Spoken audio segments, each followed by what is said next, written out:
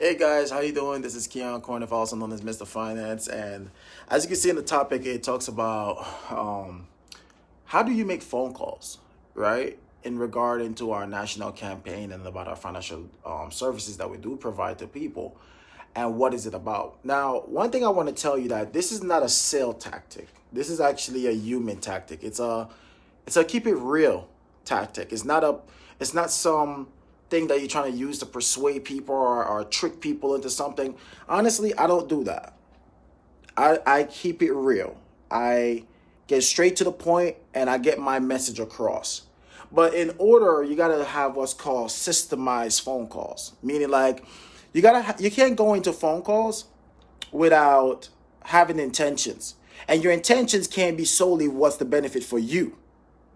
When I make phone calls, I think about the benefits that it will give the person that I'm on the other side of the call. So I make sure that my phone calls is solely about the person and what can I give them. And because I know what I do, provide a good service to them. Like, come on, National Financial Literacy Campaign, how not learning about finance is not a good thing. It's free. So my message that I want to get across when I'm making a phone call is number one, I want to make sure they know that I respect you. Number two, I want them to know that at the same time, I'm not here to waste your time. The third thing I want them to know is that everything that I'm going to talk to you about, it doesn't cost you a thing for you to come and learn. And at the same time, I want them to know that I hope they choose me because I'm willing to be at their service. So making these phone calls, guys, is very easy, and I'm going to share with you exactly what I say. Not only what I say on the phone, but even what I say to people when I meet them in person.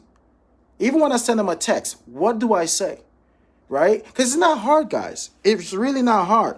Phone calls have been, all right, I've been in this business now since 2012. And I remember when I first started the business, I had to use scripts. And I had to persuade people or try to convince people to learn more about finance or open to learn about the opportunity. And one of the things I've learned over those years is that you don't have to persuade people. If people like what you do, they will they will listen.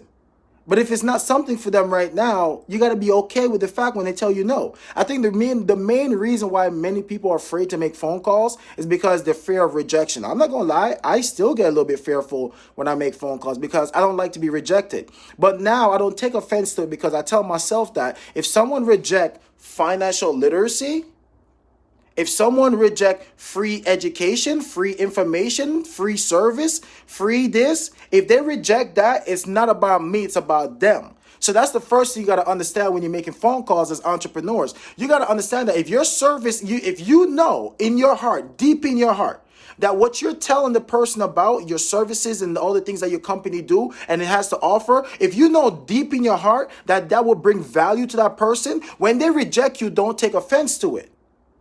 They're not rejecting you. They're rejecting the opportunity, which is something that I like to call people poor. Those are poor people, right? And let me correct some of you guys what you're thinking right now. Poor doesn't stand for people's financial status. Poor is a mindset. It means that people that pass over opportunities repeatedly. Okay? That's why you call poor.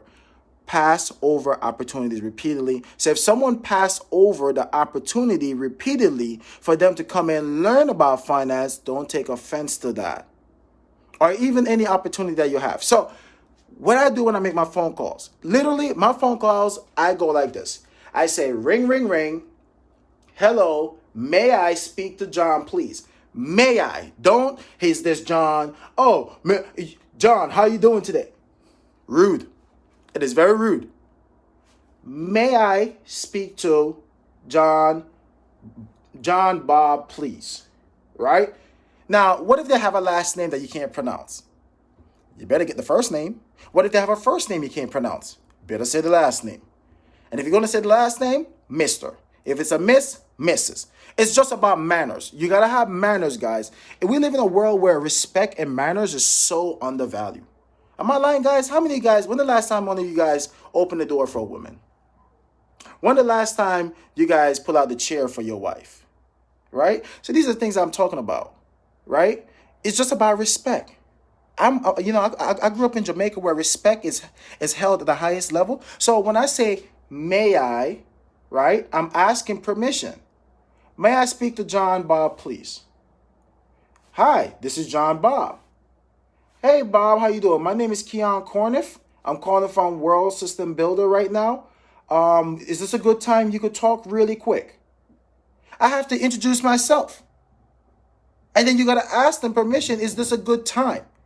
Don't just, you know what entrepreneurs do wrong? And why people think that you're a telemarketer? And they think that you're just another, they feel like they're just another name and another number? Is that you never care to ask, is this a good time?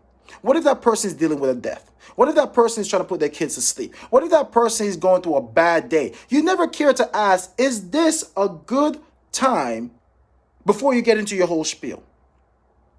Right? Some people say, oh, well, if I don't get in my good spiel. Guys, if it's not a good time, it doesn't matter what you say, they're not hearing you. If it's not a good time, it doesn't matter what you say, they're not hearing you. You got to ask them, is this a good time where you could talk really quick? And after that, the person will say yes or no. If they say yes, then you continue. If they say no, you ask when will be a better time I could call you either later today or tomorrow. And let them give you a time. Or you could tell them a time. What time would you rather me call you back tomorrow? A 10, a 12, or a 6 p.m.? And then you could call them back at that time, right? So guys, you just got to have manners, right? You got to have manners. Now, in that motion, if they say, yes, it's a good time to talk, I tell them, if I was referred to the person, I say, John, I was referred to you by Stacy, and Stacy wanted me to reach out to ask you if you are still open to learning more about finance, if it didn't conflict with what you're currently doing. Because right now we are on a national campaign to educate 30 to 90 people each month with our free workshops where we're teaching families about financial foundations and simple wealth formula concepts. Are you open to learning more about any of those topics or get access to a free workshop? Right? That's what I'm asking people. Right? That's all I'm saying. That's all I am saying on the phone. And they're going to either tell me yes or they're going to tell me no. If they tell me no, I simply say, well, John, I want to thank you for taking the call today. But by any chance, if you know of anybody who could benefit from free workshops and learning how to create a financial foundation and understand different concepts about finance, we're doing that for free. Could you refer them to me? Because like I said, our national campaign, we are on a national campaign to educate 30 million people by the year 2030. That's my call. And I said, John, is it okay I'll give you a call next month to see if it's a better time? And he's going to say yes or no. That's the phone call, right? If someone meet me out in the streets, guys, listen to this. If someone meet me out in the streets, right? And I'm walking and what people call quote unquote prospecting, right? I don't really prospect. I just campaign. I don't prospect. I campaign, right? The same way you campaign for your favorite mayor, the same way you campaign about your whatever, I campaign. So when I campaign and I see someone and I want to talk to them about our campaign, I simply go up to them and ask them, hey, excuse me, are you from the area? Now, why do I care if they're in the area? Because I want to know if they're close to the nearest location that has a financial center, or I want to know if they're from out of town. Either way, I can help them. I just need to know. So they may say, yes, I'm from the area. Even if they say no, I say, great. The reason why I stopped you is because I was curious to know if you're still open to learning more about finance, if it never created a conflict for what you're currently doing right now. Once again, they will say yes or no. Guys, life is about choices.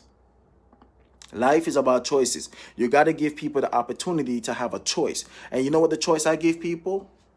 I give them the opportunity and the choice to tell me yes to want to learn more about finance, or I give them the opportunity to tell me no, they don't want to learn more about finance. And either way, that's fine.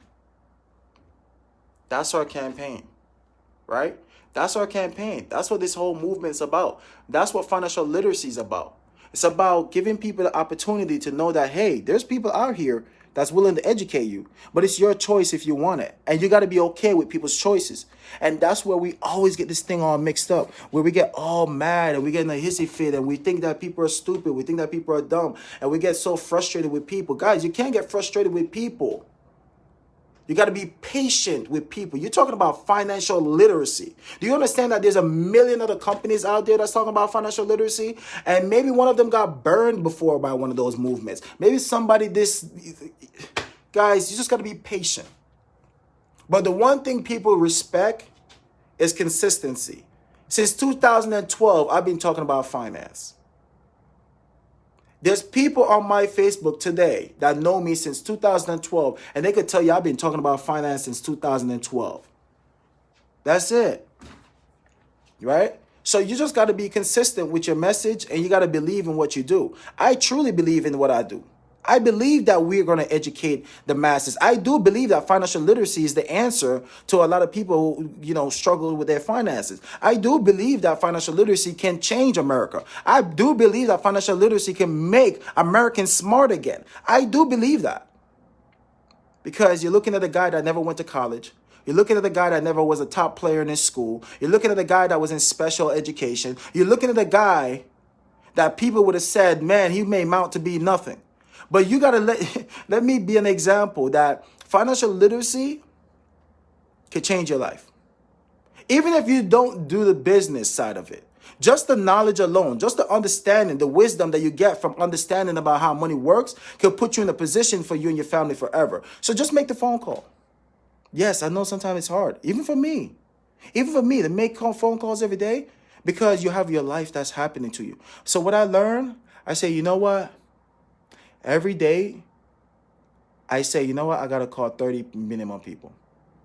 I want to contact 30 minimum people to see if I could change their lives. And that's what I do, guys. So I hope this helped.